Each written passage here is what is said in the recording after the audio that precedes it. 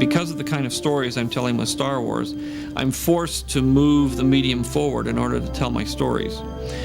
If I would stay in a more traditional kind of filmmaking, I wouldn't have to worry about any of this.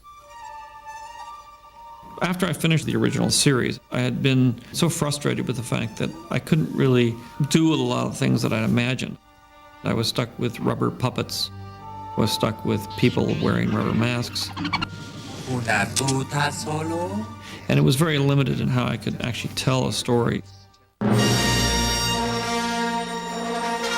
On episode 1, we basically had more freedom than George ever had on the original Star Wars film, and that's really due to digital technology. The Star Wars universe offers you limitless opportunities for innovation because there are no rules. The secret to film is that it's an illusion. You have the illusion of movement, you have the illusion of space and time. It's funny, the images that you see on the screen are nothing like what it is to actually do it. You know, they often can be so, oh wow, that looks really neat, but what it's involved is, you know, maybe 40, 50, 60 people working on that thing for weeks and weeks, and then you just think, oh boy, that's a neat explosion. But what it's taken to get that has been a lot of different talents from a lot of different people. Up till now, everybody's been constrained by the compromises you have to make because you virtually couldn't build something so big, or you couldn't have such an epic landscape to tell your story in. That was the fun part of writing this project, is that I wasn't limited. Whatever my imagination could come up with, I just put down on the page, and I said, we'll worry about this later. It became pretty clear up front, this is going to be unlike any other special effects movie ever done. To put it in perspective, a big film has maybe 250 effect shots, and a really monster film like Titanic will have 450, 500, but it was really clear that George was thinking about somewhere between 1,700 and 2,000 shots. And the thing that I was most afraid of was, can ILM do it? Could any effects house do that?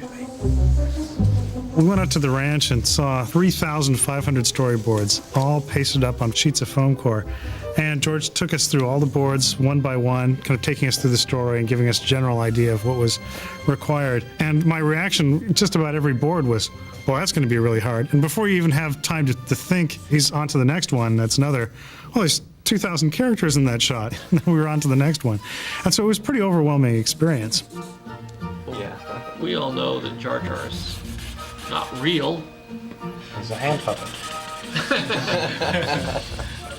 We were just blown away. The first few meetings were just trying to get a sense of what these might look like and how many characters might be needed or how many models and which direction we were going to go.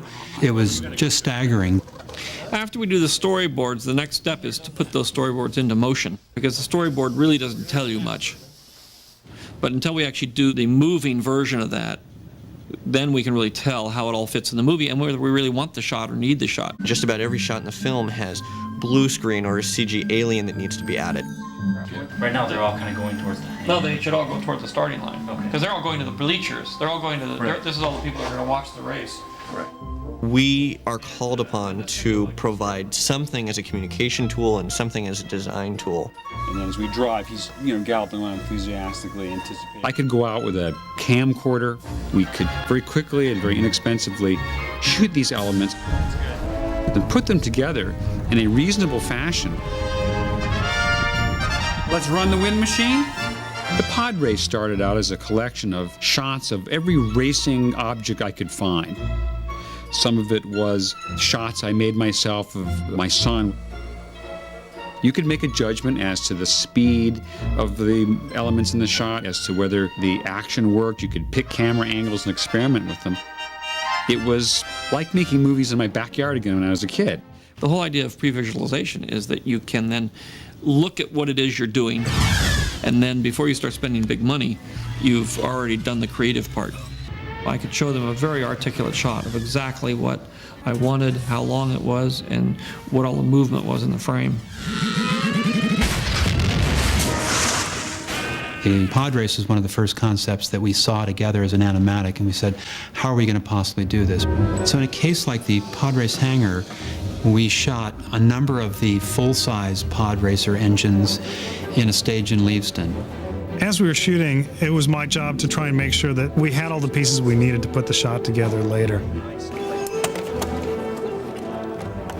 There was a huge crew, lots of computers, lots of wires, and lots of guys hunched over these machines, and I thought, well, I know they have to do with the film, but I don't quite want to know what they're up to. We used whatever would work. We used the oldest of the old techniques, miniatures and matte paintings, and we used the newest of the new.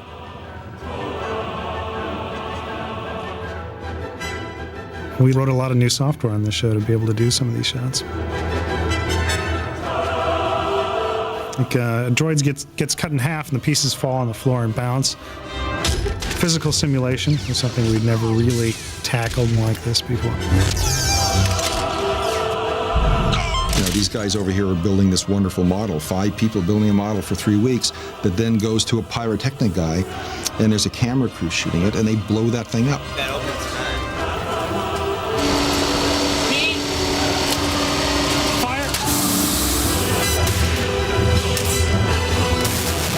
It was important to be able to mix and match without really being able to tell that this was computer graphics or that this was a model or that this was live action.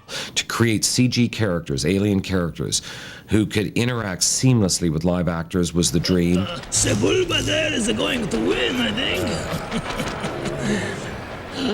Oh no! In terms of Jar Jar's performance, it really all started with Ahmed Best. He would play the scene with the actors. So I blocked it out and I directed the actors and Ahmed the way I wanted the scene to be played. I hired Ahmed because he is very physical and he can act with his body. You kind of come over here next to the Jedi. You know. So we have Ahmed, motion capture applied to the Jar Jar model, but we haven't done any of the ears or the hands or anything yet. But that's what we get. Ahmed, and here's a slightly different walk. We had him do. It's nice that his neck kind of sticks out more than a normal person would. Yeah. Ahmed's performance was really a reference. Typically what we did is we blocked in the work very quickly. Very, very rough, no facial animation, no overlapping action. You can think of him as a three-dimensional object, like our own bodies that have bones in them, and what we're able to do is grab, say, a wrist, and move it, and then pose the other hand, and then pose the head, and you can have the character locked in space for one frame. And then they give me another more articulate version down the road that's got, eye movement, lip movement, hands. So it makes a little difference. So it makes a little difference. Here, if you watch his mouth, I can change the percentage of this shape and change the look of his mouth. You know, the interesting thing is in the reaction, it seems like his eyes go back, see? Yeah. Rather than forward. They go forward. The initial thing has to be forward. The difficult thing is creating a performance from a wireframe model on a computer. A performance that is as rich and as human and as dignified as any other character that we have in the movie.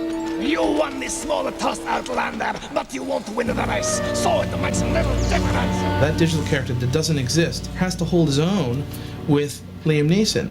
What's this? A local. Let's get on. This isn't a group of computer geeks. These are serious guys who understand performance, subtlety, behavior, pacing, all the elements of storytelling. George continued to direct into the editing room. The filming was far from over. He got new ideas constantly, and he had no qualms about saying, let's figure out a way to do it. Well, if we wanted to cheat it, we could crop it up slightly and get those guys going off to the side out.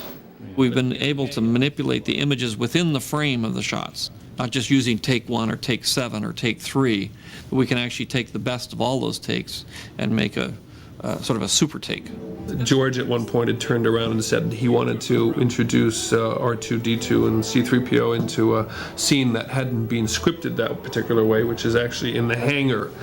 And there's a shot, which is a static shot, which we literally panned off of it.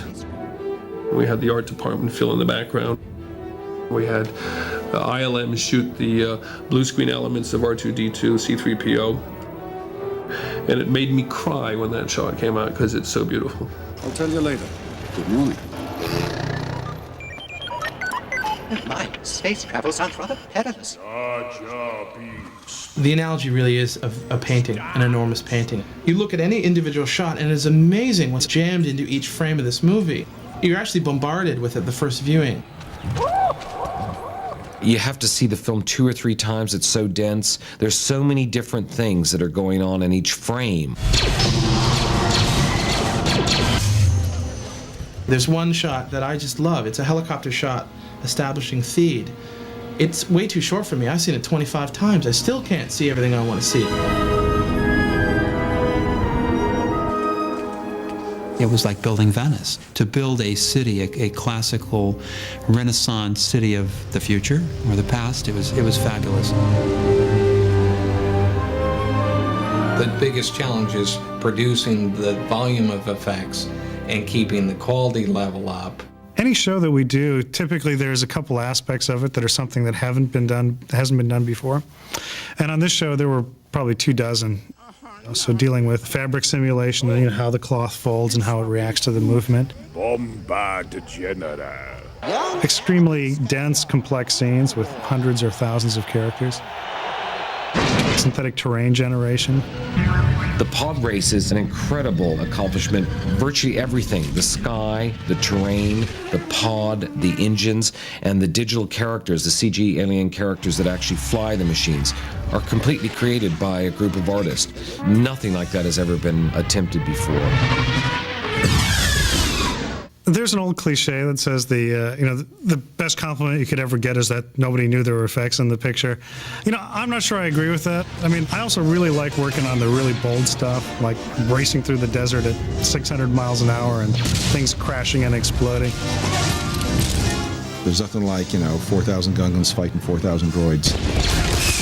That's just really neat. In an odd way, George's concept for Star Wars for this new film is very much in line with what he wanted in the first films. But that vision has now been released. A lot of people were very, very nervous in the beginning of this, but everybody has come through in the most amazing way. The process of filmmaking has turned a corner. We are in the world of digital cinema. That's going to open up a lot of opportunities for people to more fully express their ideas. With the synthetic way that we're doing these, we can really give the emotion to the scene that is appropriate for the film. The palette is being extended for artists to a huge level. As long as we don't forget the story and the characters that are involved, great things are going to be achieved in the next couple of years in filmmaking. It's a very exciting time to be in films now. And action.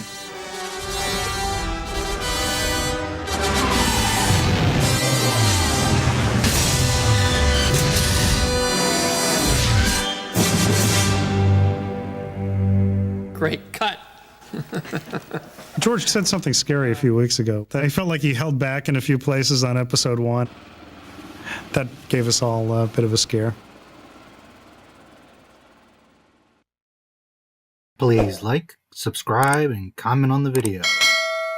May the Force be with you.